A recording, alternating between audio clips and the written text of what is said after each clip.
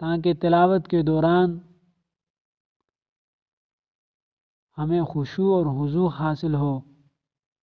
ہم اللہ تبارک و تعالی کے کلام کو پڑھیں تو ایسا معلوم ہو کہ اللہ تبارک و تعالی ہم سے باتیں فرما رہے ہیں۔ انشاءاللہ آپ توجہ سے سنیں گے اور قرآن مجید دیکھیں گے تو آپ کو انشاءاللہ ان صورتوں کا ترجمہ بھی آ جائے گا اور مفہوم بھی سمجھ میں آ جائے گا۔ ہم انشاءاللہ اختصار کے ساتھ، مختصر طریقے کے ساتھ اس کو بیان کریں گے۔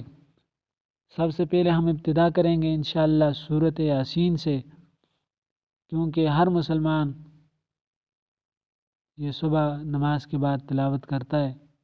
اسی طرح اس کے بعد ہم سورہ واقعہ، سورہ ملک وغیرہ جتنی بھی وہ صورتیں جن کو عموماً تلاوت کیا جاتا ہے، جو مسلمانوں کے اوراد میں داخل ہیں، انشاءاللہ ہم ان کا مختصر ترجمہ اور مفہوم بیان کریں گے، جس سے انشاءاللہ ہمیں بھی فائدہ ہوگا اور جو مسلمان اس کو سنیں گے ان کو بھی فائدہ ہوگا۔